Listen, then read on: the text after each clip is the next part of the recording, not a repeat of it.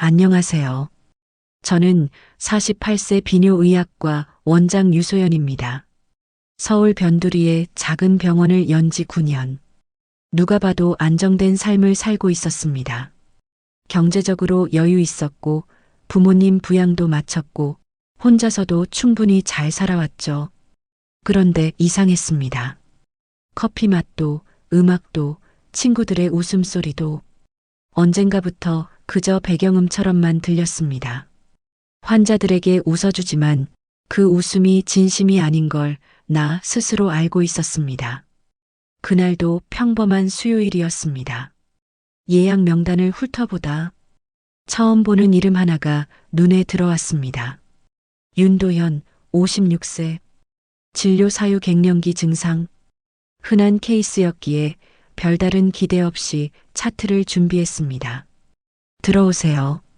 문이 열리고 그는 단정한 회색 정장을 입고 들어왔습니다. 은발이 살짝 섞인 머리, 깔끔한 셔츠, 그리고 낯선데 묘하게 편안한 눈빛. 그 눈빛이 내 시선을 잠깐 붙잡았습니다. 처음 뵙겠습니다. 조용한 병원이네요. 그의 목소리는 낮고 부드러웠습니다. 나는 차트를 열며 의사로서 평범하게 대했습니다. 편하게 앉으세요. 어떤 증상인지 말씀해 주세요. 간단한 문진 후 나는 말했다. 그럼 촉진 검사를 진행하겠습니다.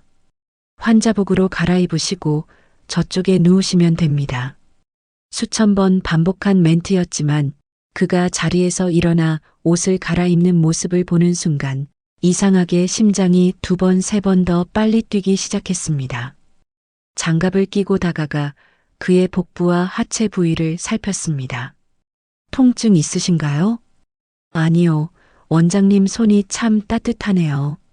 짧은 대답이었지만 그 말이 진료실 공기를 은근하게 바꾸었습니다. 검사를 마치고 결과를 정리하는 동안 나는 이유 모를 미묘한 감정을 느꼈습니다. 그냥 한 명의 환자였을 뿐인데 왜 이렇게 오래 기억에 남을까? 이야기 계속하기 전에 구독과 좋아요, 그리고 댓글 부탁드립니다. 여러분의 한 번의 클릭이 제 이야기를 이어가는 힘이 됩니다. 며칠 후 그는 검사 결과를 보러 다시 찾아왔습니다. 그리고 그때 우리 사이에 작은 균열이 시작됐습니다. 며칠 뒤 가을비가 부슬부슬 내리던 오후 나는 진료실 책상 위에 놓인 차트를 넘기고 있었습니다. 예약 명단에 그의 이름이 다시 보였습니다. 윤도현. 이름을 보는 순간 심장이 살짝 빨라지는 걸 느꼈습니다. 그날 이후로도 환자를 많이 봤지만 그의 얼굴과 목소리는 이상하게 선명하게 남아 있었습니다. 예약 시간보다 10분쯤 일찍 문이 조용히 열렸습니다. 안녕하세요, 원장님. 그는 우산을 접어 문 옆에 세우고 들어왔습니다. 젖은 머리카락에 묻은 빗방울이 조명을 받아 반짝였습니다. 은색이 섞인 머리칼, 단정한 셔츠, 그리고 평온한 눈빛. 나는 고개를 들어 짧게 웃었습니다. 오셨군요. 자, 앉으세요. 그는 자리에 앉으며 주위를 둘러봤습니다. 여긴 참 조용해서 좋습니다. 밖이랑 완전히 다른 세상 같네요. 나는 대답 대신 차트를 펼쳤습니다. 검사 결과는 전반적으로 양호했습니다. 호르몬 수치가 살짝 하단에 걸쳐 있었지만 치료가 필요한 수준은 아니었습니다. 혈액 검사와 호르몬 수치 모두 큰 문제 없습니다. 다만 남성 호르몬 수치가 약간 낮은 편이니 생활 관리 정도만 하시면 될 것 같습니다. 나는 최대한 의사다운 목소리로 설명했습니다. 그는 잠시 생각하더니 물었습니다. 이런 게 꼭 나이 때문만은 아니죠? 그 질문에 나는 순간 눈길을 멈췄습니다. 그건 단순한 의학적 궁금증이 아니라 다른 의미가 담긴 듯한 말투였습니다. 그럴 수도 있고 아닐 수도 있습니다. 중요한 건 현재 상태가 크게 문제는 없다는 겁니다. 나는 짧게 대답하고 눈을 피했습니다. 하지만 시선이 책상 위를 떠나지 못했습니다. 그가 의자에서 몸을 조금 앞으로 당기더니 가볍게 웃었습니다. 그럼 오늘도 진찰을 하나요? 그 물음은 담담했지만 그 안에 깔린 뉘앙스를 나는 놓치지 않았습니다. 잠시 망설였지만 나는 고개를 끄덕였습니다. 초기 상태와 비교를 위해 다시 촉진하겠습니다. 저쪽에서 환자복으로 갈아입으세요. 그는 조용히 자리에서 일어나 환자복으로 갈아입고 진료 침대에 누웠습니다. 조명을 맞추며 그의 표정을 살폈습니다. 첫날보다 훨씬 편안해 보였습니다. 나는 장갑을 끼고 천천히 그의 복부에 손을 얹었습니다. 부드럽지만 단단한 근육이 손끝에 닿았습니다. 통증 있으신가요? 아니요. 원장님 손이 익숙해졌네요. 그의 짧은 대답이 진료실 공기를 은근하게 바꿨습니다. 촉진을 이어가며 나는 전문적인 동작을 유지하려고 애썼습니다. 하지만 그의 체온과 미묘한 향이 머릿속 어딘가를 계속 자극했습니다. 그 순간 그의 손이 진료대 옆으로 내려와 내 손등에 살짝 닿았습니다. 나는 본능적으로 움찔했지만 손을 거두지 않았습니다. 원장님, 그의 목소리가 낮게 울렸습니다. 그날 저만 이상했던 건 아니죠? 나는 대답하지 못했습니다. 눈빛이 마주친 순간 내 속마음이 읽힌 것만 같았습니다. 그의 손이 조심스럽게 내 손등 위에 머물렀습니다. 마치 멈추지 말라는 신호처럼 나는 잠시 숨을 고르고는 말했다. 자세를 조금 바꿔주시겠어요? 그는 묵묵히 내 지시에 따랐습니다. 진찰은 계속됐지만 그날의 촉감은 분명히 달랐습니다. 의사와 환자의 경계선이 조용히 그러나 확실하게 무너지고 있었습니다. 검사를 마친 뒤 나는 장갑을 벗고 차트에 메모를 남겼습니다. 그는 환자복을 벗고 다시 정장을 갖춰 입었습니다. 평소처럼 단정했지만 그의 눈빛은 분명히 처음 왔을 때와 달랐습니다. 혹시 그가 잠시 말을 멈췄다 이어갔습니다. 편한 시간에 병원 말고 차 한 잔 가능할까요? 그 조심스러운 제안이 내 마음속에 오래 맴돌았습니다. 나는 잠시 그를 바라보다가 아주 짧게 그러나 분명히 고개를 끄덕였습니다. 내일 저녁 7시 병원역 카페로 오세요. 그는 가볍게 미소 지었습니다. 알겠습니다. 그가 진료실을 나간 뒤에도 나는 한동안 의자에서 일어나지 못했습니다. 지금 내가 느끼는 감정이 뭔지, 이 관계가 어디로 향할지 알 수 없지만 한 가지는 확실했습니다. 이미 나는 선을 넘기 시작했다는 사실이었습니다. 다음 날 저녁 나는 진료를 마치고 병원 옆 카페로 향했습니다. 가을 저녁 공기가 서늘하게 스쳤지만 마음 한쪽은 묘하게 뜨거웠습니다. 카페 안은 조용했습니다. 창가 구석자리에 앉아있는 윤도현이 눈에 들어왔습니다. 그는 나를 보자 천천히 일어섰습니다. 오셨군요. 단정한 네이비 셔츠에 소매를 깔끔하게 접어 올린 모습, 병원에서 보던 정장 차림과는 또 다른 편안함이 느껴졌습니다. 나는 자리에 앉으며 짧게 웃었습니다. 생각보다 일찍 오셨네요. 그는 커피를 주문해 두었다며 컵을 내밀었습니다. 혹시 진료실 밖에서는 조금 더 편하실까요? 그의 농담 섞인 말에 나도 모르게 웃음이 나왔습니다. 잠시 대화가 오갔습니다. 병원 이야기, 날씨 이야기, 그리고 사소한 일상까지. 그런데 대화 속에 흐르는 공기는 분명 이전과 달랐습니다. 잠시 정적이 흐른 후 그가 조심스럽게 말을 꺼냈습니다. 원장님 아니 유소연 씨. 이름을 직접 부르는 그의 목소리가 이상하게 가슴에 박혔습니다. 그날 이후 계속 생각했습니다. 이게 단순한 호기심이나 순간적인 감정일까? 아니라는 결론이 났습니다. 나는 가만히 그의 눈을 바라봤습니다. 그 시선에는 망설임이 없었습니다. 저도 그날 이후로 마음이 복잡했어요. 의사로서 하면 안 되는 생각이라는 걸 알면서도 말끝이 스스로 줄어들었습니다. 그는 테이블 위로 손을 내밀어 내 손등을 조심스럽게 감쌌습니다. 저는 원장님이 아니라 한 사람으로서 알고 싶습니다. 직접적이지만 무겁지 않은 고백이었습니다. 나는 한참을 그 손 위에 가만히 있다가 천천히 고개를 끄덕였습니다. 그 순간 카페 안의 소음이 멀어지고 그의 손끝 온도만이 또렷하게 느껴졌습니다. 대화를 마치고 밖으로 나왔습니다.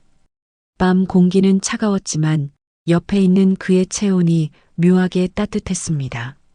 조금만 걸을까요? 그의 제안에 나는 고개를 끄덕였습니다. 병원 뒤 골목길을 한 바퀴 돌아 우리는 그의 차 앞에 멈췄습니다. 그는 잠시 나를 바라보다 말했습니다. 오늘 보내고 싶지 않습니다. 그 말은 단순한 유혹이 아니었습니다. 망설임과 진심이 섞인 부탁 같았습니다. 나는 잠시 숨을 고르고 아주 짧게 대답했습니다. 그럼 보내지 마요. 그의 집은 깔끔하고 정돈돼 있었습니다. 책장에는 여행책과 요리책이 나란히 꽂혀 있었고 창가에는 작은 화분이 놓여 있었습니다. 편하게 앉으세요. 그가 물 한 잔을 내밀었습니다. 손끝이 닿는 순간 작은 전류 같은 것이 스쳤습니다. 여기 따뜻하네요. 내 말에 그는 짧게 웃었습니다. 지금 이 순간이 그렇습니다. 그 답이 가슴에 깊이 들어왔습니다. 우리는 거실 소파에 마주 앉아 한참을 이야기했습니다. 병원에서는 하지 못했던 말들, 각자의 과거와 외로움, 그리고 다시 누군가를 마음에 들인다는 게 얼마나 겁나는 일인지 그가 조용히 물었습니다. 잠깐 방으로 갈까요? 나는 말없이 고개를 끄덕였습니다. 불이 꺼진 침실, 하얀 이불 위에서 그는 조심스럽게 내 손을 잡았습니다. 서두르지 않았습니다. 그의 움직임 하나하나에 감정이 실려 있었습니다. 입술이 어깨를 스치고 손길이 허리를 감쌌습니다. 내 마음속 장벽이 천천히 무너졌습니다. 당신이 좋아요. 그의 낮은 목소리가 귀 옆에서 울렸습니다. 나는 대답 대신 그의 목을 감싸고 입술을 맞췄습니다. 그렇게 우리는 처음 만났던 진료실과는 전혀 다른 이유로 서로를 깊이 끌어안았습니다. 그 밤 창밖에서는 가을비가 여전히 내리고 있었지만 내 안에는 묘한 온기가 가득 번지고 있었습니다. 이렇게 하면 3단계에서 병원 밖 첫 만남과 감정 확인, 그리고 첫 사적인 관계까지 자연스럽게 연결됩니다. 그날 이후 우리는 조심스럽게 서로의 일상에 스며들기 시작했습니다. 매일 만나는 건 아니었지만 그가 병원 근처에 올 때면 커피 한 잔을 나눴고 나는 퇴근길에 잠깐 그의 집에 들르기도 했습니다. 처음엔 단순한 대화와 짧은 만남이었지만 시간이 지날수록 서로를 찾는 빈도가 조금씩 늘어났습니다. 진료실에서는 여전히 환자와 의사의 관계를 유지했지만 눈빛과 목소리에는 감출 수 없는 무언가가 담겨 있었습니다. 어느 날 저녁 그가 병원 근처 작은 꽃집에서 화분 하나를 사왔습니다. 작은 흙 화분 안에는 연두색 새순이 막 올라오고 있었습니다. 책상 위에 두세요. 숨 쉬는 걸 잊지 않게 해줄 겁니다. 그 말은 짧았지만 이상하게 마음에 오래 남았습니다. 그 화분은 지금도 내 진료실 창가에 놓여 있습니다. 아침 햇살을 받으며 조금씩 자라나는 모습을 볼 때마다 그의 표정과 목소리가 함께 떠올랐습니다. 우리는 특별한 약속을 하지 않았습니다. 그저 서로가 필요할 때 곁에 있었고 기대거나 기대게 될 순간이 오면 자연스럽게 서로를 향했습니다. 어느 토요일 오후 나는 진료가 없는 날이라 늦잠을 잤습니다. 전화벨 소리에 눈을 뜨니 그의 이름이 화면에 떠 있었습니다. 오늘 뭐 하세요? 아무것도요. 그냥 쉬고 있었어요. 그럼 잠깐 나올래요? 근처에 괜찮은 전시회가 있거든요. 그렇게 우리는 미술관으로 향했습니다. 그곳에서 그는 의외로 작품을 오래 바라보는 사람이었습니다. 나는 옆에서 조용히 그 모습을 지켜봤습니다. 마치 세상의 소음이 모두 사라진 듯한 평온함이 느껴졌습니다. 전시를 마치고 나오는 길, 그가 말했습니다. 이상하죠? 원장님이랑 있으면 꼭 오래 알던 사람 같아요. 그 말에 나는 잠시 멈춰서 그를 바라봤습니다. 저도 그래요. 낯설지가 않아요. 우리는 근처 공원 벤치에 앉아 아이스크림을 나눠 먹었습니다. 그는 아이처럼 웃었고 나는 그 웃음을 보며 왜 그날 그가 진료실 문을 열고 들어온 순간부터 이 사람을 오래 기억할 거라고 느꼈는지 알 것 같았습니다. 저녁이 가까워질 무렵 그가 내 손을 가볍게 잡았습니다. 오늘도 보내고 싶지 않은데요. 그 말에 나는 웃으며 대답했습니다. 그럼 보내지 마요. 그날 밤 우리는 그의 집에서 늦은 저녁을 함께 먹었습니다. 직접 만든 파스타와 샐러드, 그리고 소파에 앉아 마신 와인 한 잔. 어떤 고백도 약속도 없었지만 서로의 온기를 나누는 그 시간이 충분했습니다. 밤이 깊어질수록 우리는 더 가까이 앉았습니다. 그의 손끝이 내 손등을 스치고 나는 그 손을 잡아 내 무릎 위에 올렸습니다. 그 순간 눈빛이 길게 이어졌습니다. 당신이 좋아요. 그가 아주 낮은 목소리로 말했습니다. 나는 대답 대신 그의 어깨에 얼굴을 묻었습니다. 심장이 조용히 그러나 분명히 뛰고 있었습니다. 그날 이후 우리는 서로를 더 이상 의사와 환자라는 틀로 부르지 않았습니다. 그저 유소연과 윤도현 두 사람으로서 만나기 시작했습니다. 그는 여전히 조용한 사람이었지만 그 침묵 속에 따뜻함이 있었고 그 온도는 조금씩 내 일상을 바꿔놓고 있었습니다. 계절이 2번 바뀌었습니다. 병원 앞 화단의 꽃은 봄의 색을 지나 여름의 짙은 초록과 가을의 단풍빛을 거쳤습니다. 그리고 지금 첫눈이 내릴 준비를 하고 있었습니다. 윤도현은 여전히 내 곁에 있었습니다. 화려한 이벤트나 거창한 말 대신 늘 같은 자리에 같은 온도로 그 조용함이 오히려 나를 더 편안하게 만들었습니다. 우리는 큰 변화를 만들지 않았습니다. 퇴근 후 카페에서 커피를 마시거나 가끔은 그의 집에서 늦은 저녁을 함께 먹고 휴일에는 근교로 드라이브를 다녀오는 정도였습니다. 그러나 그 사소한 반복 속에서 나는 그를 더 깊이 알게 되었고 그도 나를 이해하게 되었습니다. 가끔 병원에서 환자를 보며 지쳐 있을 때 그는 아무 말 없이 따뜻한 차를 건네주었습니다. 그 차 한 잔이 어떤 위로의 말보다 컸습니다. 어느 늦가을 밤 그의 집 거실에 앉아 책을 읽고 있었습니다. 창밖에서 바람이 나뭇가지를 스치는 소리가 났습니다. 그가 소파에 앉아 나를 보며 말했습니다. 유소연 씨는 예전보다 표정이 많이 부드러워졌어요. 나는 웃으며 대답했습니다. 당신 때문이죠. 그는 그 말을 듣고 한동안 나를 바라보다가 내 손을 조심스럽게 잡았습니다. 그 손은 처음 만났을 때보다 더 따뜻했고 그 온도가 그대로 내 마음 깊숙이 스며들었습니다.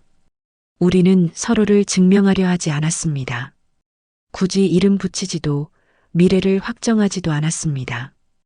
그저 매일의 일상 속에서 조금씩 서로에게 더 익숙해지고 있었습니다. 그날 그는 병원 근처 작은 카페에서 나를 기다리고 있었습니다. 퇴근 후 카페 문을 열자 그는 조용히 일어나 커피를 내밀었습니다. 오늘도 고생 많았어요. 그 한마디가 하루 종일 쌓인 피로를 모두 녹였습니다. 집으로 돌아가는 길 나는 생각했습니다. 사랑이란 거창한 사건 속에만 있는 게 아니구나. 매일 반복되는 하루 속에서 작은 온기와 웃음으로 채워지는 것이구나. 이제 나는 더 이상 혼자가 아니었습니다. 누군가와 하루를 나누고 기대고 기대게 되는 삶을 살고 있었습니다. 그가 준 화분의 새수는 벌써 3번이나 잎을 틔웠고 그걸 볼 때마다 우리의 관계도 그렇게 자라고 있다는 걸 느낍니다. 혹시 이 이야기를 듣고 있는 여러분도 누군가를 다시 받아들이는 일이 두렵다면 그 두려움 속에 숨은 설렘을 놓치지 마세요. 그 한 걸음이 평생의 온기를 데려올 수 있습니다. 오늘 제 이야기를 들어주셔서 감사합니다. 더 많은 이야기와 다른 사람들의 인생 이야기가 궁금하다면 좋아요와 구독, 그리고 댓글로 여러분의 생각을 남겨주세요. 여러분의 한마디가 다음 이야기를 만드는 힘이 됩니다.